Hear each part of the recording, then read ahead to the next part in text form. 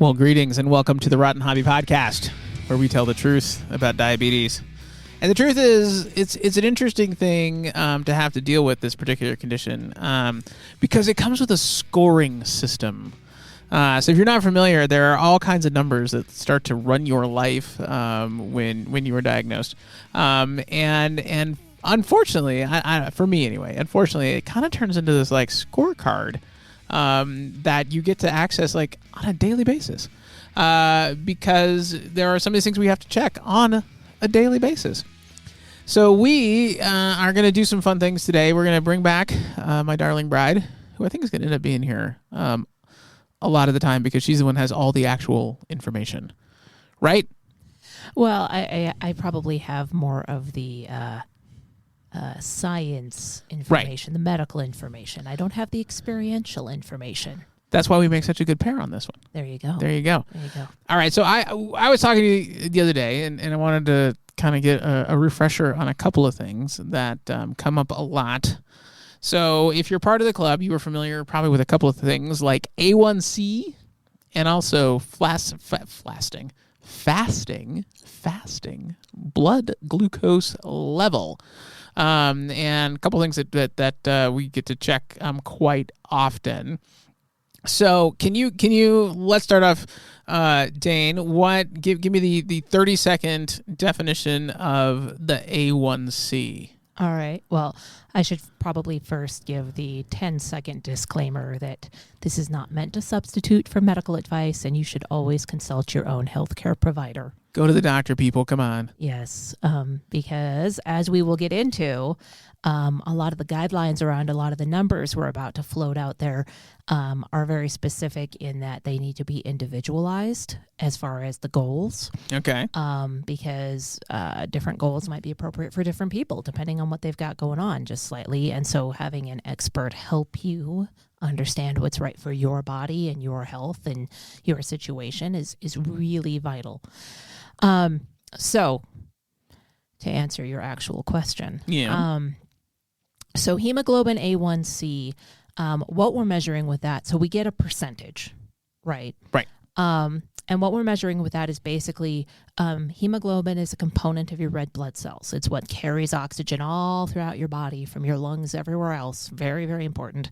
Sounds really important. And when it's exposed to glucose in the blood, especially high levels of glucose, it undergoes this little chemical change that we can measure. And that's the cell does. The hemoglobin within the cell. The hemoglobin in the cell goes through a chemical change because it's exposed to sugar. Yes. Okay. So it becomes hemoglobin A1C, and we measure what percentage of the total hemoglobin is that type of hemoglobin, that changed hemoglobin. So the A1, I don't think I knew this. Okay. The A1C is actually refers to the type of hemoglobin? It refers to a chemical change that happens. Yeah. There's so if I was a better biochemist, I could recite off more of them, but don't ask me. Because biochemistry was a long time ago. Yeah. And it's often explained as an average of your blood sugar over the last 90 days, which is approximately true. We can use the hemoglobin A1C to give a rough estimate of what the blood glucose level has been on average over the last 90 days. Okay. There's a lot of caveats to that. Okay. One of the most important ones, just to maybe a little early for the segue, but just to give it to you, is your A1C number doesn't come back down when your blood sugar is low, right? Once that change has happened, it's happened. So somebody who has kind of a mild to moderately elevated blood glucose level all the time, but they're pretty stable, and somebody who has wild swings from really high to really low, right? Those two people might have exactly the same A1C. Okay. But the way we want to deal with... Because that's how averages work. Pretty much, yeah. Back to statistics class. Yeah. And there's other things that can affect it. You know, if you have a reason that your red blood cells change over faster than normal, other health conditions, things like that, it can make your A1C a little less trustworthy. Okay. And that pattern can be really important in deciding how to treat.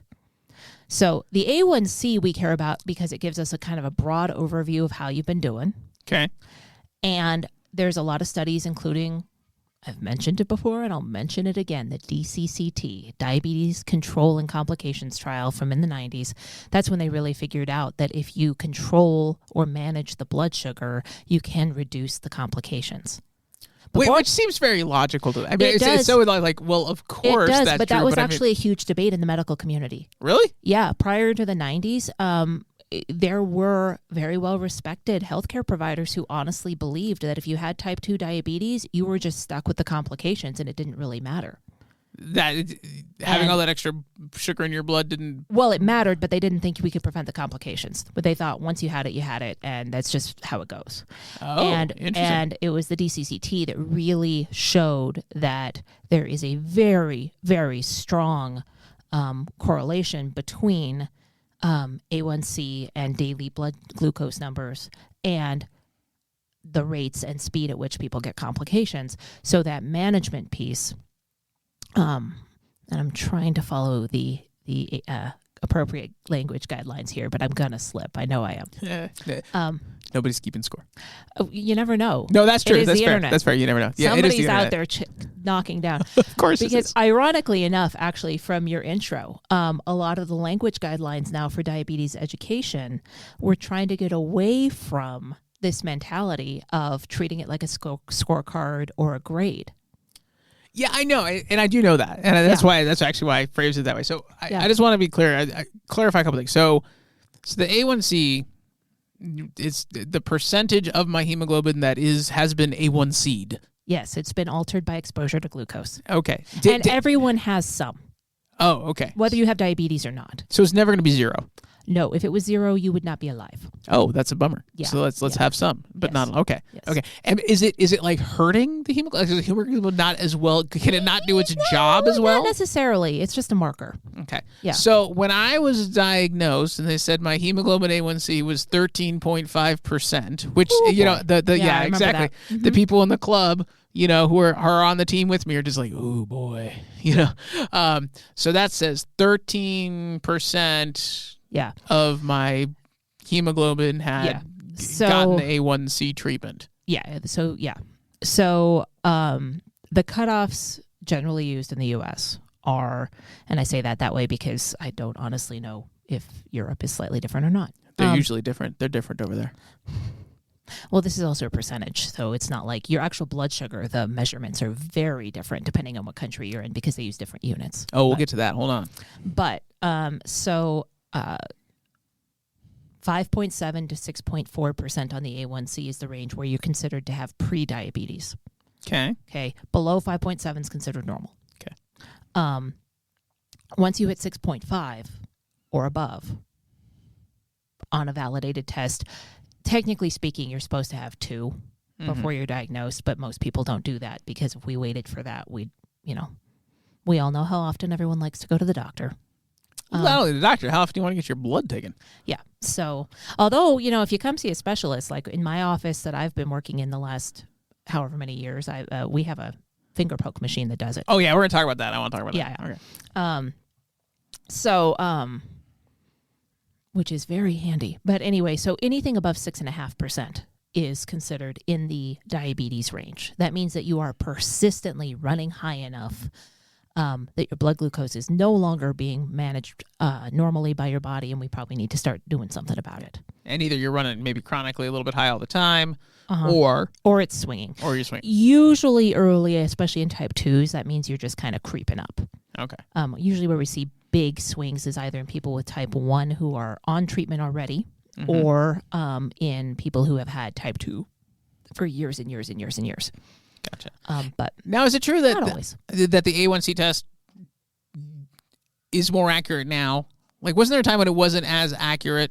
All of these tests continue to improve in accuracy. Okay. Yeah, and the when you read publications about using the A1C, they're very specific that it's only counts within those guidelines if you're using certain validated measures.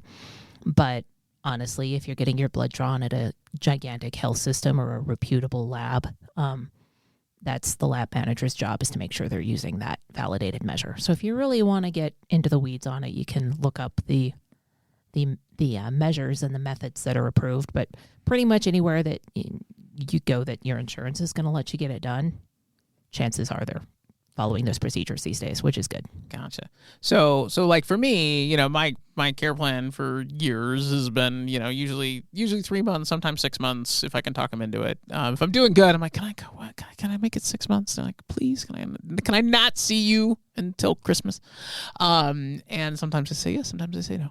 But that 3 to 6 months, and the reason for that is since it is an average, or essentially an average, then you're not going to see a lot of variance day to day. It doesn't say, it's not going to tell you how things work, how I'm doing like in that moment. Like I could have just like ate a box of Twinkies on the way in, which I should not do. Like Not obviously the best choice. no, but I mean, I get awkward. It wouldn't matter. I mean, no, and I actually get that a lot. lot in the office when people come in and their A1C is high. They'll say, "Well, I had breakfast this morning." Well, that doesn't matter for the A1C. It might matter for a spot check of your blood glucose, but that's a different number. The Right. A1C is a measure over time, and very rarely, if we can get it paid for, there might be a reason to do an A1C more often than every 3 months, if we have reason to doubt one or something. But generally speaking, if you think about it, again, the reason A1C is treated as a 90-day is because that's the average lifespan of a human red blood cell. So if we repeat your A1C, well, some of those blood cells that were in the last one are now in this one. Right. So you can kind of get trending, and honestly, as with so many things in healthcare, we're telling the truth about diabetes, We tell the which truth. means we are not going to get through a conversation without mentioning the I word. And no, I don't mean insulin. I mean insurance. Oh, those wonderful people at the insurance companies. Generally speaking, most insurance companies will not pay for a repeated A1C more often than every 91st day. Oh, okay. If it's on the 90th day or the 89th, you might get a bill. So schedule. Keep an So eye. plan. Yeah. Yes. So those of us like me who usually procrastinate that extra month are saving ourselves some money. Well, depends. Depends, my friend. I don't think she's supporting procrastinating. All right. Okay, so that's the A1C, and that's job is that makes sense that's its job, and so it tells you kind of how things are going long term, which is why they only check it every so often. But I think it's important, like you said, they can do it in the clinic now. And I got to tell you, the first time that I came in and they took a finger stick to and to do my A1C, and I realized I was not going to have somebody jab a needle into my arm, and my arms, my veins are like in my elbows, right? I mean, I am a hard stick. It is. This is actually a rather cruel condition. I mean, of all the things I could have got, this thing that requires them to go after my blood as often as they have to go after it, given the fact that it really clearly does not want to come out. Like those veins hide. So let me just say, this finger stick machine is amazing, and I so prefer it. And those are within the ballpark. I mean, they're as accurate. I mean, obviously, if you're doing it, you feel like those are as accurate as there is a little bit of a distinction. I mean, if I drew, so when you go in and you get the full blown blood draw in the office or in the lab, by a phlebotomist, that's going to be a venous blood draw, right? Because it comes from a vein. I thought because it came from the planet. No. Yeah. Sorry, you're not from Venus, dear. Okay. No, men are from Mars.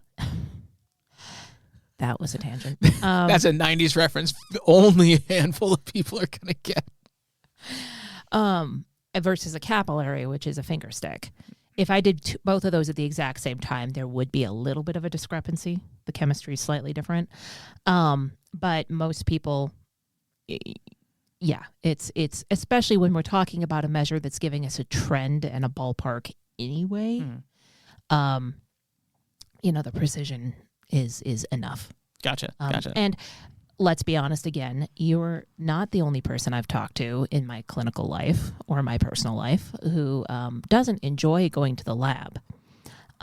So being able to do that real quick in the office and have that number can make a huge difference in deciding whether or not to continue on the same treatment or make some changes. Right. Well, then you also have it, because I mean, how many times? Yes. I mean, I'm having lived with you and hearing things that I hear. Yes, I mean, because you're perfect, and you always get your labs done a few days in advance so that your provider has them ready at your visit.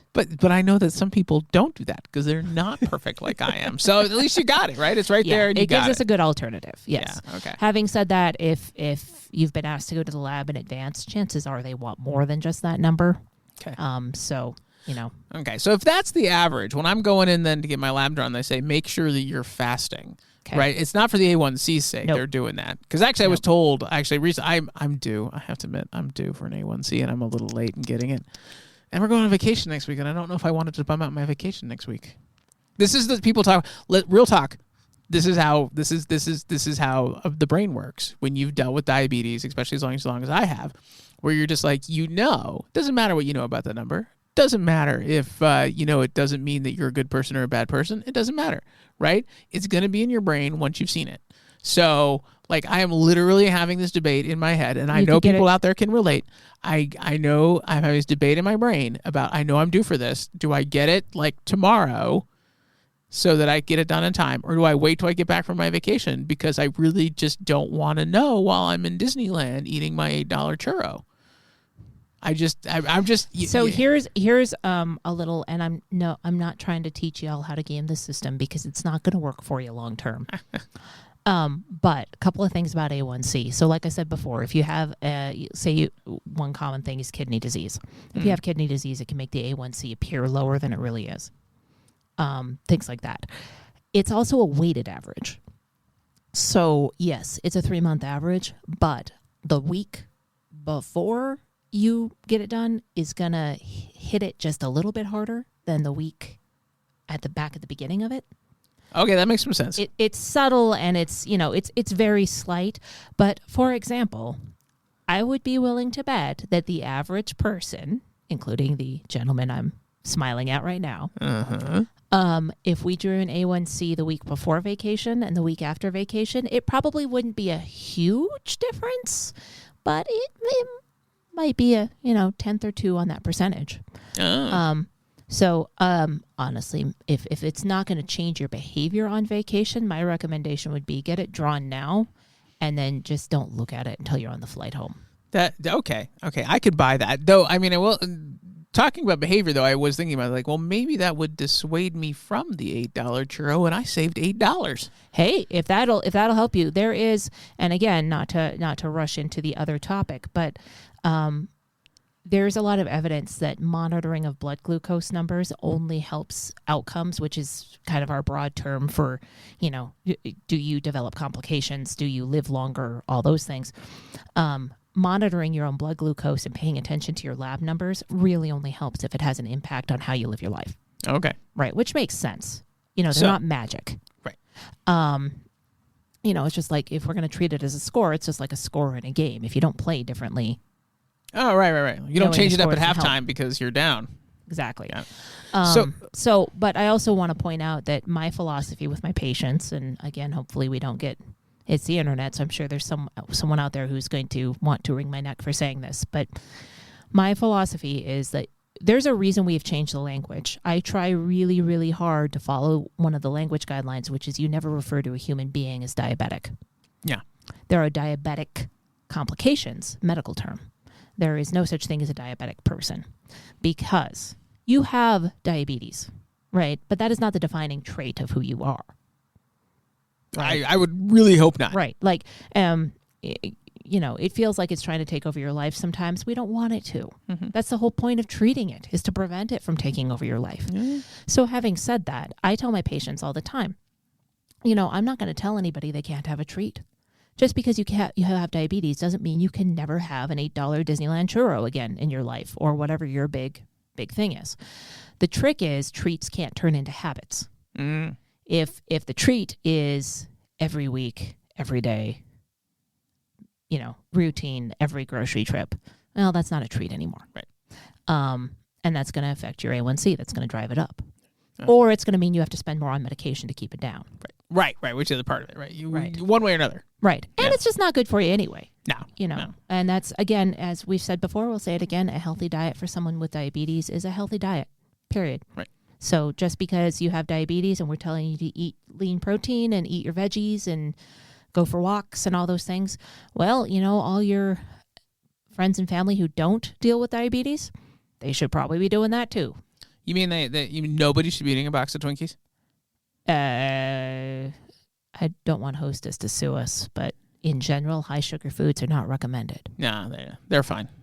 They're not worried about us. All right. So let's talk about the other thing. So we got the A1C. That's the thing we go back and gets that number. Right. And then there's also the daily fun. Right. Right. Or for a lot of us, what's the daily thing? I wish I was as good about doing it daily, and sometimes multiple times a day. And I remember when I was first diagnosed, you get to do the finger stick, and you get to learn how to do the finger stick. And you're like, and you put it into the magic machine. They used to take like a full minute, and the new ones are so much faster. And I do appreciate that. But then you get and you're doing it different times a day, and of course that's just checking your blood glucose level. But those tests are like in the moment, right? Like that's like at this current moment, right now, how much frosted flake dust is running through my bloodstream, apparently attacking my hemoglobin. Oh, I didn't have to think about that. One time I heard this, and you can tell me I'm totally wrong about this, but somebody had once said that the process, like the hemoglobin process that they're testing for, is almost like caramelization. That literally your blood is being caramelized by sugar. I was in the class with you. Yeah. Yes. And I would honestly have to go back to like a metabolic textbook to see how accurate that is. But if that helps as a way to think about it, I think it's a reasonable metaphor. I just think of my blood being like wrapped in little bits of cellophane. Right? I just think of it like, do they become like little cubes instead of round and get wrapped in cellophane, which I know is not what's actually going on? Or I picture them like peanut brittle, one or the other, which is probably neither. The peanut brittle might be better because it's got sharp edges, and so it's going to damage stuff. The way that I've often thought about like no, one your of the blood's reasons. not literally turning into peanut brittle. Please don't. No, it's not. That's just a metaphor. This is yeah. Just but a helpful I remember mental image. Okay, I wasn't making that up. I wasn't crazy. Like caramel. Like, the problem is like that didn't sound like a bad thing to me at the time. My blood's becoming caramelized. I'm like, well, that sounds pretty good. Everything that you want to caramelize though is no longer alive. Oh, that's true. As a cook, so yeah, I would say that. Yeah, if that helps. Maybe caramel apples is what I should be picturing. I think you're letting the metaphor run away with you. I think I am. Okay, so then the other thing. So then we've got the blood glucose level, which is our kind of like right now what's going on. Again, how much. What people in professional settings and research literature refer to as SMBG, self-monitoring blood glucose. Self-monitoring blood glucose. All right, yes. All right. So what? And that's the thing I wanted. Well, they do that at the lab though too, right? They do. Is that the piece you need to be fasting for? It helps. Okay. Most labs and. Most of the time when you're doing fasting levels, especially if it's an every 6 month or an every annual check or whatever, the big thing that you need to be fasting for is the cholesterol levels. Okay. There's some debate about that, but your lipids will look a little crazier if you're not fasting, and it's harder to interpret. So you're just doing everybody, including yourself, a favor. And most labs, if you get, usually what people will order is a metabolic panel, which is, the kidneys, the electrolytes, the glucose. Sometimes the liver's in there. When you look at it, because we all have these automated systems where you can look at your own results and then get freaked out by them. Yeah, that's really fun. Yeah. I love it when my phone dings and says, by the way, you suck. Yeah. So just keep in mind that most of those systems are programmed for to flag anything that's above a fasting blood sugar for somebody who does not have diabetes. So if you're not fasting, regardless of your diagnosis, or if you have diabetes, the odds of that particular number flagging as high are pretty good. Yeah. So just wait until somebody tells you if you don't know.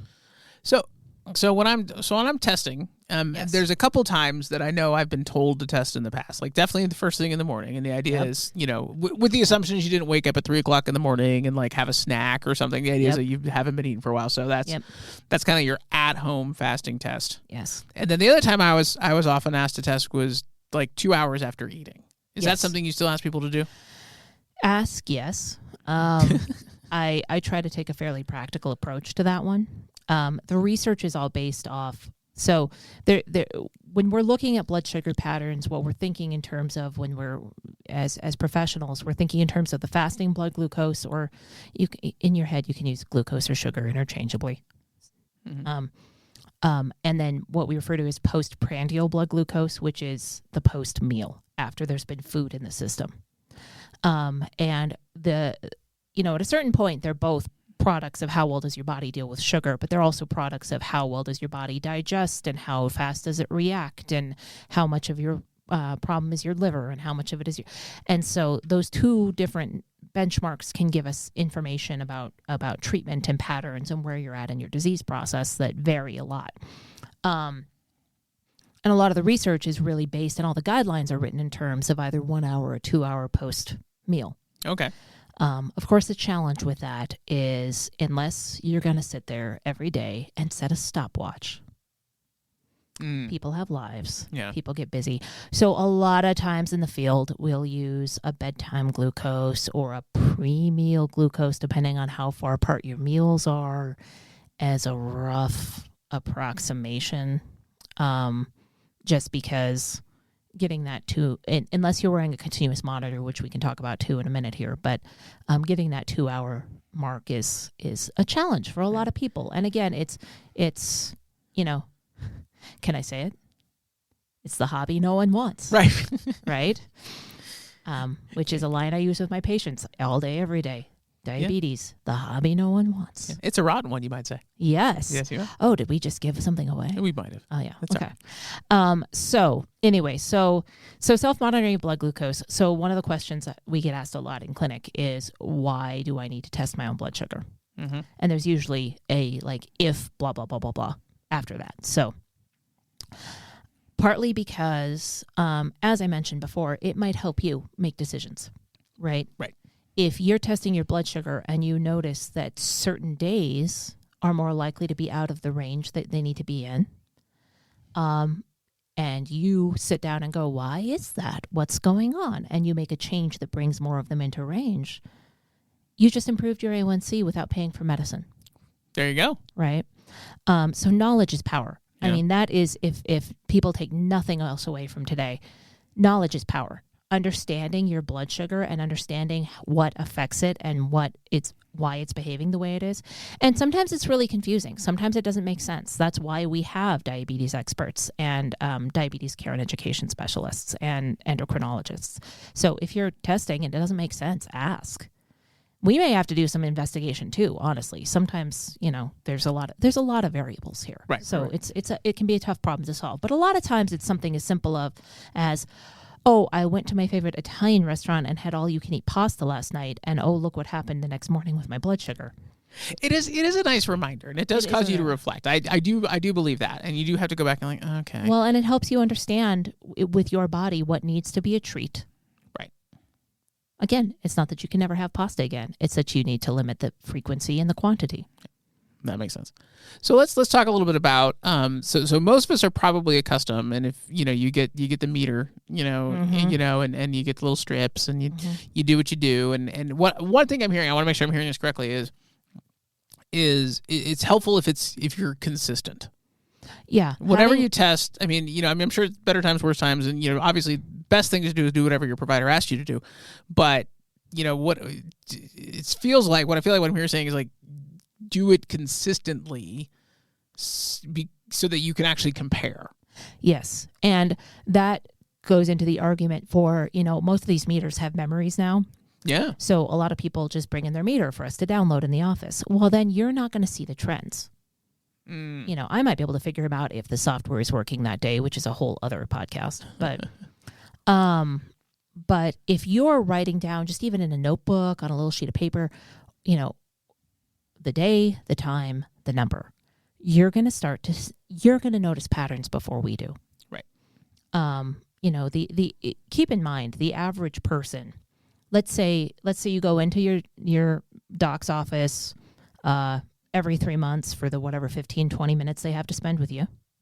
And let's say you even use the roughly 2 hours of diabetes education that's usually covered a year for people.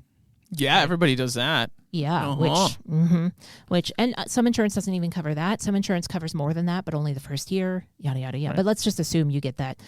Let's be generous. Let's say you get half an hour with your provider 4 times a year. So that's 4 hours a year. That's something around 0.04% of your time for the entire year. Yeah, we can only help so much. Right. We're here to guide. We're here to coach. Y'all have to run the bases. Yep. Right. That's a good point. I like it. So let's talk about the CGMs in the time we got here. So this is obviously new. I think they've been around for a while. They've been around for a while. But they're becoming more common now. Yeah, I feel like they were really probably maybe first in type 1, especially kind of because it's because that changes. But I think I've heard from you that they're being especially more used in type 2s, if not all the time, but maybe for a period of time. So my provider maybe says to me, hey, we're not sure what's going on. We want to put you on this thing, for week, 2 weeks, whatever. Why would they do that? Like, why? What are they going to learn? What are we going to learn? That's great. So yeah, because there are both personal and professional continuous glucose monitors, which CGM, continuous glucose monitor. There's a few different brands out there. So the personal ones are the ones that you would invest in yourself and you would use yourself, hopefully all the time, or at least as often as you could afford it, or now and then. The professional ones, usually you're only going to run into in specialty offices, but I'm starting to see some more of the primary care folks get more interested in using them. So I'm hoping that that's going to expand. And if it's something you're interested in, you can always ask, because healthcare providers love to ask each other questions. They can help you figure out how to get the study done. So going back to what I said when we were talking about A1C as an average, and how you can have 2 different people with the same A1C, right, but wildly different numbers, right? Or you can have somebody who is really having trouble controlling their A1C, but all their numbers look fine when they test at home. Or they're testing at home and they can't connect the dots, and neither can you, on why are these, they look like they're all over the place. There's no rhyme or reason here. What's going on? All of these things, literally what a CGM does is connect the dots. So instead of having a number that's just sort of out in space, like, okay, my blood sugar is 100 right now, right? Right. What a continuous glucose monitor does is it checks roughly every 5 minutes, and it records that. Okay. And so I now have a tracing of what the blood sugar is doing 24 hours a day, which is also really convenient because there's some goofy things that can happen in the middle of the night.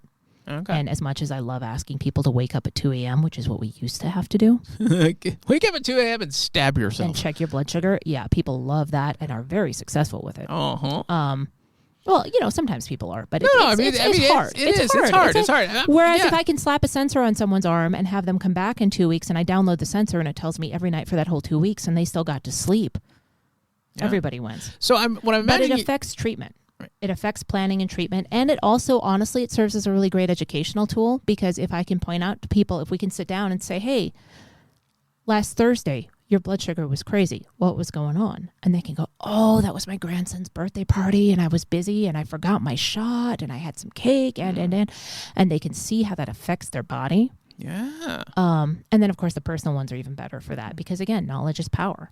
So I'm imagining what you get out of this is kind of like, it's like waves, right? Because it's got to, that's throughout the day, my blood sugar based on what I've eaten, they're what not I'm doing. Going to be flat. They're they look fairly chaotic, depending on how far you zoom in and how much the variance is.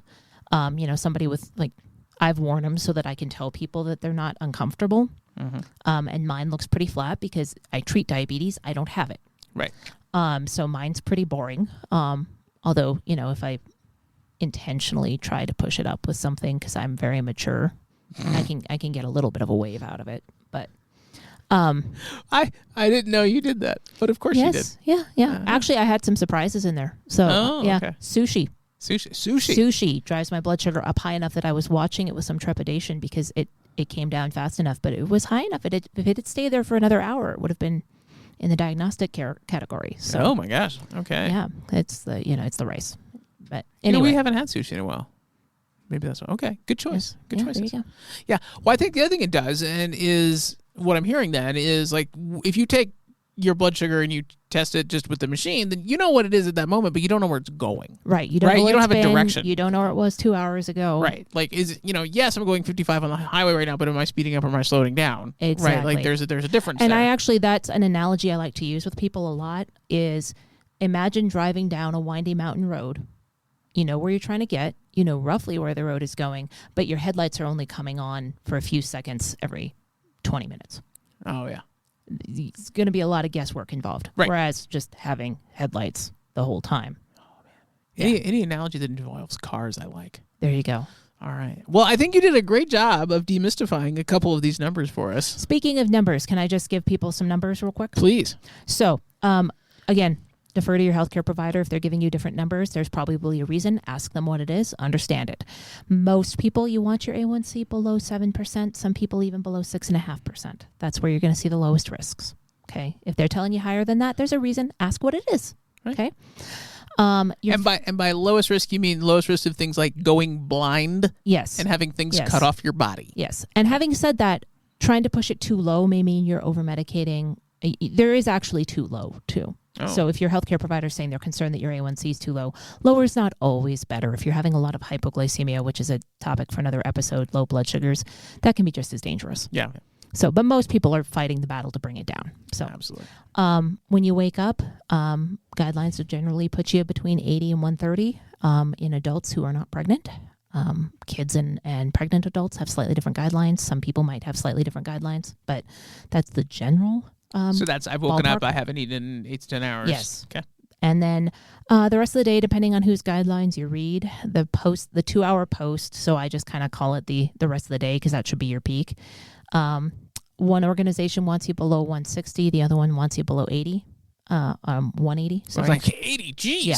Yeah. So 180. for the American Diabetes Association, if you're basically between 80 and 180, the rest of the day non-fasting, you're probably doing okay. American Association of Clinical Endocrinologists says 160, just because they're a little more sciencey. Nice. But it depends on your circumstances. So, but you can use those as a starting point to talk to your healthcare provider about where should these numbers be? Because if you don't know what they mean, why are we making you get them? Man, I got to brag a little bit here. She rattled all those off the top of her head. She's got nothing in front of her right now. That's pretty. You must talk about this a lot during the day. I've been doing it a couple of years. Yeah, just a few. Yeah. All right. Well, I think that's going to be our show for today. If you are out there and enjoying this podcast, we would love to hear from you. We'd like to know who our listeners are, connect with you. You can actually go to jeremywilliamscott.com and hit the contact button and get a hold of us and let us know you're out there. If you got questions you want us to answer, some topic you think you want to know more about, please reach out and let us know. Also, please like and subscribe on any of your podcast apps. Those subscriptions really help us out.